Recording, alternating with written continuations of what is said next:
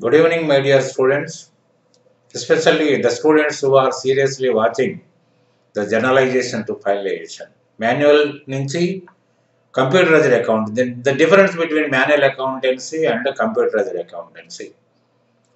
The difference of tension also to count between the manual accounting system and the computerized accounting system. How you can finalize the accounts immediately when you require. But whereas in manual accounting system, you have to do according to the step-by-step procedure quoted in the accounting cycle. But every time, if you want to see the financial position and if you want to see the result of the activity, you have to take step by step from generalization to finalization. It will take 6 to 7 steps to finalize each and every time. But whereas in the computerized accountancy, you need not worry about that. Simply by generalize the transaction, you can see all the reports immediately and accurately. So that is the thing which is in the accounting system. But the basic accountancy gained in your in academic courses will help you to do computerized accountancy well to get accurate and immediate reports. ఎప్పుడైతే మీకు manual అకౌంటింగ్లో కనుక మీకు ఇబ్బంది ఉంటే basic అకౌంటెన్సీలో ఎవరికైతే problem ఉంటుందో, ఎవరైతే డబుల్ ఎంట్రీ సిస్టమ్ను కానీ లేకపోతే క్లాసిఫికేషన్ కానీ తర్వాత డెబిట్ అండ్ క్రెడిట్ రూల్స్లో ఎవరైతే వీక్గా ఉంటారో, ఇలా మీరు టాలీలో చేసి కానీ ఏ అకౌంటింగ్ ప్యాకేజ్లో చేసినా కూడా మీకు అనుకున్న రిజల్ట్ అయితే రాదు. ఖచ్చితంగా మళ్ళీ మీరు వేరే ఒకరి మీద డిపెండ్ అవ్వాల్సిందే. తర్వాత మీరు ఏదైతే ఊహించుకుని మీరు అప్పర్ స్టేజ్కి వెళ్ళాలనుకున్నారో, ఒక అడ్మినిస్ట్రేటివ్ స్టేజ్కి వెళ్ళాలనుకున్నారో అది సాధ్యమయ్యే పని కూడా కాదు. కాబట్టి ఏంటంటే బేసిక్ అకౌంటెన్సీలో మీరు సరైన శ్రద్ధ పెట్టి తీసుకోకపోతే మాత్రం చాలా కష్టం. కంప్యూటరైజ్డ్ అకౌంటెన్సీలో మీకు ఉన్నది రెండే రెండు అంశాలు. ఒకటి grouping of ledgers. Grouping of ledgers is nothing but different picture from the classification of accounts. Classification of అకౌంట్స్లో మెయిన్గా మీకు ఏమన్నాయి? Personal account, real account, nominal account. దాన్ని మళ్ళీ ఇది historical classification. Modern classification made by అమెరికన్స్లో ఏముంది? మీకు క్యాపిటల్, లయబిలిటీస్, ఇన్కమ్, ఎక్స్పెండిచరు ఇవే ఉన్నాయి. తర్వాత ఏంటంటే ఇవన్నీ కూడా ఇవాళ కంప్యూటరైజ్డ్ అకౌంటింగ్ వచ్చేటప్పటికి మీకు 28 గ్రూప్స్ వర్ నరేటెడ్ అండ్ దాంతోపాటు you can prepare the system will prepare according to the directions given by the boss. By the boss means the operator. So there is no division between a data operator and an accountant. Even a data operator can compute the financial reports very easily. మన manual system of అకౌంటింగ్లో only book keeper accountant ఉంటాడు. Accountant is the person who is skilled to prepare the financial reports, whereas in computerized account everybody who operates the system can prepare all the reports needed by the business man. అది దీంట్లో ఉన్న అంతరం. కాబట్టి ఏంటంటే మీకు దాన్ని వదిలేసేసి ఎప్పుడో నేర్చుకున్నది మనకు అవసరం లేదు, ఇవాళ కంప్యూటర్ వచ్చింది, కంప్యూటర్ తోటి మనం అన్ని కష్టపడకుండా రిపోర్ట్స్ వస్తాయి అనుకుంటే మాత్రం మిమ్మల్ని ఎక్కడ పడేయాలో అక్కడ పడేసేసి వికటాటాస్తం చేస్తుంది. అది మాత్రం మీరు బాగా గుర్తుకోండి. ఇప్పుడుగానే చెప్తున్నాను, నేను చాలా సందర్భాల్లో చెప్పాను, నేను డెమో క్లాసులో కూడా అదే చెప్పాను. ఎవరైతే ప్రాక్టికల్గా ఎక్స్పోజర్ కావాలి, నేను అన్ని రకాలుగా పెర్ఫెక్షన్ పొందాలి అనుకుంటే ఖచ్చితంగా ఇప్పటికైనా మించిపోయింది లేదు. Basic account, only basic accountancy classification రూల్స్లో మీరు ఖచ్చితంగా ఉండగలిగితే దాని ద్వారానే మీరు జర్నలైజేషన్ చేసుకోగలుగుతారు. కాబట్టి ఇంకా ఏమీ అక్కర్లేదు అసలు. You need not go to any institute or a person like me to learn computerised accountancy. ఎవరి దగ్గరికి వెళ్ళక్కర్లేదు. ఎందుకంటే complete accounting package are mainly based on the basic accountancy, the theoretical way. కాబట్టి ఏంటంటే మీరు ఏదో చిత్రం ఇలా అడ్వాన్స్డ్ అంటే ఎక్కడ ఉంటుందంటే ఆదిలోంచి అడ్వాన్సింగ్ వస్తుంది తప్ప అడ్వాన్స్ అంటే ఆకాశం నుంచి ఎక్కడ ఊడిపడదు. అది మాత్రం ఆ సత్యాన్ని మీరు మాత్రం గ్రహించగలిగితేనే you can go up. So దీంట్లో మనం ఇలా జర్నలైజేషన్ చేసాం ఒక 60 ఎంట్రీస్ తోటి. తర్వాత దాంట్లో ఫైనలైజేషన్ రావడానికి నెక్స్ట్ సపోజ్ లెడ్జర్ పోస్టింగ్ చేసుకున్నాము. తర్వాత బ్యాలెన్సింగ్ కూడా చేసిన తర్వాత నేను ఇవాళ ట్రయల్ బ్యాలెన్స్ ప్రిపేర్ చేశాను. ట్రయల్ బ్యాలెన్స్లో మీకు complete you have to take all the debits and credits మీకు to get agreement between the two side. అంటే డబుల్ ఎంట్రీ సిస్టంలో ఏంటి, every debit must be equal to credit and vice versa. కాబట్టి రెండు సమానంగా ఉంటాయి. సో మీకు ఎండ్ బ్యాలెన్సెస్ ఏదైతే ఉన్నాయో డెబిట్ బ్యాలెన్సెస్ డెబిట్లోని, క్రెడిట్ బ్యాలెన్సెస్ క్రెడిట్లోని తీసుకుంటే కనుక మీరు ట్రయల్ బ్యాలెన్స్ టాలీ అవుద్ది.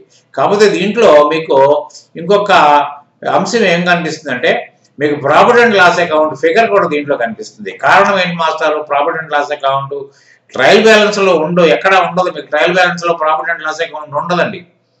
కానీ నేను profit and loss account trial బ్యాలెన్స్లో తీసుకున్నాను. కారణం ఒకటే ఉంది, ఎందుకంటే దీన్ని I apportioned the profit, the end profit.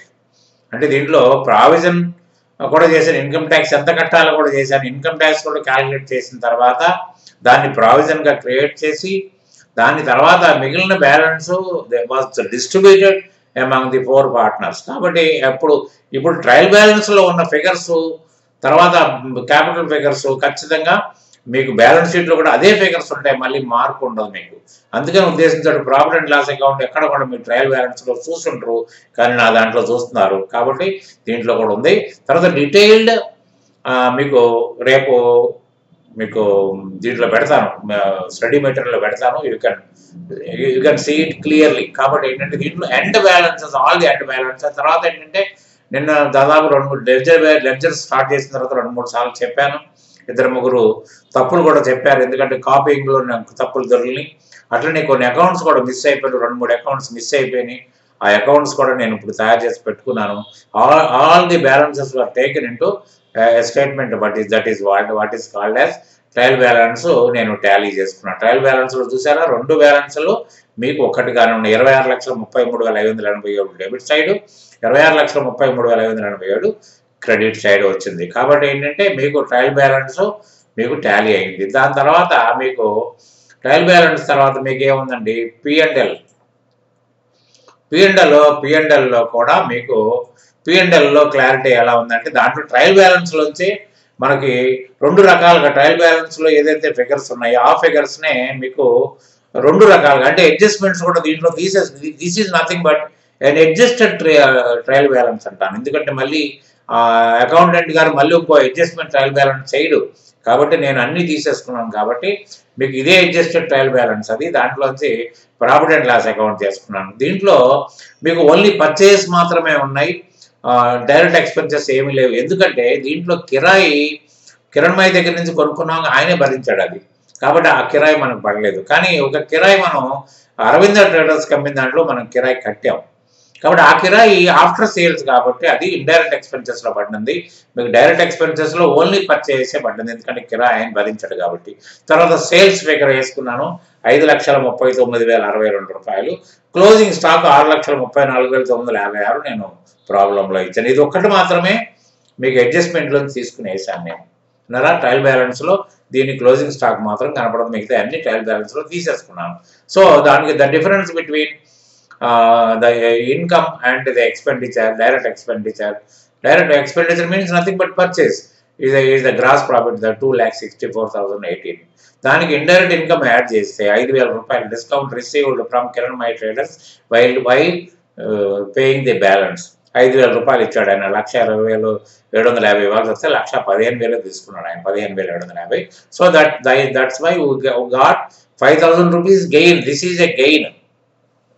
తర్వాత అక్కడి నుంచి మీరు అన్ని మిగతా ఖర్చులన్నీ అడ్మినిస్ట్రేటివ్ ఎక్స్పెన్సెస్ అన్నీ తీసుకుంటే ఇక్కడ 5,630. ఈ 5,637 రూపాయలు బ్యాలెన్స్ షీట్లో పంచబడి ఉందండి మీకు, విన్నారా. సో యాజ్ ఇట్ ఈస్గా నేను 5,637 ఇక్కడ మీకు వచ్చేసింది. కాబట్టి ఏంటంటే ఇది. దీని తర్వాత ఆఫ్టర్ దట్ ఫైనల్గా మీకు ఒక బ్యాలెన్స్ షీట్ అండి. బ్యాలెన్స్ షీట్లో మీకు ఏమున్నాయండి, బ్యాలెన్స్ షీట్లో మీకు ఇక బ్యాలెన్స్ షీట్లో మీకు అసెట్స్ లయబిలిటీస్ ఉన్నాయి. తర్వాత పార్ట్నర్స్ క్యాపిటల్ 4 పార్ట్నర్స్కి విడివిడిగా అంటే ఈక్వల్గా partners, but sharing ratio equal, కానీ షేర్లో ఉన్న ఇన్వెస్ట్మెంట్లు ఎక్కువ తక్కువ ఉన్నాయి చూడండి. ఉన్నారా? ఒక రాఘవరావు గారి క్యాపిటల్ చాలా తక్కువ ఉంది. అట్లనే దాని తర్వాత సిద్ధయ్య గారు, తర్వాత కూడేటంగా విష్ణువర్ధన్ గారు, తులసి గారి క్యాపిటల్ ఒకలాగే ఉన్నాయి. సో మొత్తం 7,29,215 అది ఒక బ్రాడ్ ఫిగర్ అన్నమాట. దాంట్లో డీటెయిల్స్ వచ్చి ఇలా. తర్వాత ఏంటంటే salaries payable, rent payable. Durga chit fund కంపెనీలో మనకి 70,000 రూపాయలు చిట్టి తీసుకున్నాం, 10,000 కట్టి 70,000 చిట్టి తీసుకున్నాం. అంటే 60,000 రూపాయలు ఇంకా వాళ్ళకి బాకీ. అంతకుముందు డెటార్గా ఉన్నాడు ఆయన, ఇప్పుడు క్రెడిటార్గా మారాడు. హెచ్డిఎఫ్సిలో లోన్ తీసుకున్నాం, శ్రీరామ్ ఫైనాన్స్లో లోన్ తీసుకున్నాం. ఫైనల్గా కిషోర్ ట్రేడర్స్ దగ్గర నుంచి సరుకులు కొన్నాం, రమణ ట్రేడర్స్ దగ్గర నుంచి సరుకులు కొన్నాం. తర్వాత ప్రావిజన్ ఫర్ ఇన్కమ్ ట్యాక్స్, ఎందుకంటే ఇవాళ మార్చిలో వచ్చిన దాని మీద ట్యాక్స్ కట్టేస్తే 50,637 రూపాయలు ప్రాఫిట్ వచ్చిందన్నాం. దానికి మనం ట్యాక్స్ 2,565, ఎందుకంటే ఇది పార్ట్నర్షిప్ ఫార్మ్ ఇది. లేకపోతే మీకు ట్యాక్స్ రాదు. ఇండివిజువల్ అయితే ట్యాక్స్ రాదండి. Up to 5 lakhs you need not pay any tax. So దీన్ని మనం ఎస్టిమేటెడ్ ట్యాక్స్ ఇది, that will be paid while while submitting the income tax return. కాబట్టి ఏంటంటే అది ప్రావిజన్ క్రియేట్ చేసి పెట్టాం. దాని తర్వాత ఏమో అసెట్స్ ఏ రూపంలో ఉన్నాయి అంటే ఈ లయబిలిటీస్ సరిపడిగా అసెట్స్ మీ దగ్గర ఉండాలి. క్లోజింగ్ స్టాకు, క్యాషు, తర్వాత స్టాప్ అడ్వాన్సు. మామూలుగా క్యాష్ మీరు చూసినట్టయితే క్యాష్ ఈజ్ ఇంక్లూజివ్ ఆఫ్ పెట్టి క్యాష్, కానీ దీంట్లో పెట్టి క్యాష్ని సెపరేట్గా ఇచ్చాను. కాబట్టి ఏంటంటే దీంట్లో కూడా 20,74,525 రూపాయలు లయబిలిటీ సైడ్ ఉంటే 20,74,525 అసెట్ సైడ్ కూడా ఉన్నాయి. So these things are tallied now. తర్వాత ఇంకోటి ఏంటంటే ఫ్రమ్ టుమారో ఆన్వర్డ్స్ ఇంకా మిగిలిందల్లా ఏంటి, నేను యాజ్ ప్రామిస్డ్ యూ ఆల్ నేను మాన్యువల్ టు కంప్యూటరైజ్డ్ సిస్టమ్. ఇప్పుడు తర్వాత రేపొద్దున గ్రూపింగ్ ఆఫ్ లెడ్జర్స్ చెప్తాను. తర్వాత ఈ గ్రూపింగ్ ఆఫ్ లెడ్జర్స్ గురించి ఎక్కడా కూడా మీకు గ్రూపింగ్ ఆఫ్ లెడ్జర్స్ ఇన్స్టిట్యూట్ పరంగా ఎక్కడా చెప్పి ఉండరు. కాబట్టి గ్రూపింగ్ ఆఫ్ లెడ్జర్స్ చెప్తాను. దాని తర్వాత దీన్ని ఈ సేమ్ డేటాను తీసుకుని నేను టాలీలో ఎంటర్ చేసి బ్యాలెన్స్, మరి ఈ బ్యాలెన్స్ ఆ బ్యాలెన్స్ ఒకటే రావాలి. కానీ టైం ఎంత తీసుకుంది మీరు డేస్ కౌంట్ చేసుకుంటే మీకు అర్థమైపోద్ది. ఒక 2 daysలో ఇది క్లోజ్ అయిపోద్ది. కాబట్టి యాక్యురేట్ రిజల్ట్ వస్తుంది. ఎక్కడ పొరపాట్లు రావు, ఎక్కడ లెడ్జర్ మిస్సింగ్స్ ఉన్నప్పుడు నేను చెప్పాను, ఇప్పుడు కొన్ని లెడ్జర్స్ మిస్ అయినాయి, కొన్ని అమౌంట్ మిస్ అయినాయి. ఇప్పుడు అక్కడ ఆ మిస్సింగ్ అనేది ఇక్కడ ఉండదు. ఎందుకంటే as soon as you complete the journalisation it will automatically post the thing to the ledger. కాబట్టి ఎక్కడ మీకు ట్రయల్ బ్యాలెన్స్ డిఫరెన్స్లు రావడం కానీ, ట్రయల్ బ్యాలెన్స్ టాలీ చేయడంలో టెన్షన్ పడటం కానీ ఏం జరగదు. అక్కడ కంప్లీట్ దాంట్లోకి వెళ్ళిపోద్ది. దాంతో నేను as promised you all manual accounting system to final computerise సిస్టమ్తో కంప్లీట్ అవుతుంది. సో రేపు grouping of ledgers you please be concentrate. ఇప్పుడు దాకా మీరు చాలామంది కాన్సన్ట్రేట్ చేయలేదు, నాకు తెలుసు ఆ విషయం. కాబట్టి ఏంటంటే రేపు నుంచి అనే కనీసం ఈ 2-3 రోజులు కాన్సన్ట్రేషన్ చేయండి. ఎందుకంటే గ్రూపింగ్ అనేది ఇంతవరకు ఎవరు ఏ ఇన్స్టిట్యూట్లో గ్రూపింగ్ గురించి చెప్పరు. ఒక 40 ఐటమ్స్ తీసుకుని ఇది డైరెక్ట్, ఇది ఇండైరెక్ట్, ఇది పర్చేస్ చేయాలని చెప్తారు. కానీ గ్రూపులలో ఎన్ని డివిజన్స్ ఉన్నాయి, దేనికి ఏ ప్రత్యేకత ఉంది అనేది మాత్రం చెప్పరు.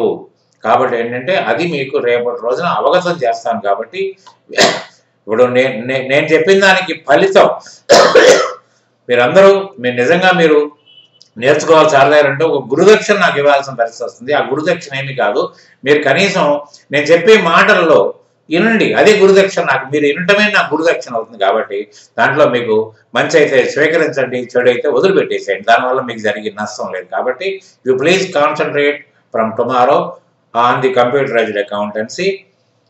తర్వాత మీకు అనౌన్స్మెంట్ కూడా పెట్టాను కాబట్టి అది చూసుకోండి. కాబట్టి ఇవాళ 6:30 బదులు 7 o'clockకే చేస్తున్నాను. ఎందుకంటే మార్నింగ్ నుంచి I'm very busy with other things. So ఇవాళ 7 o'clockకే మీకు వస్తుంది. So you please watch and get the updates in accountancy. Thank you very much. Good day.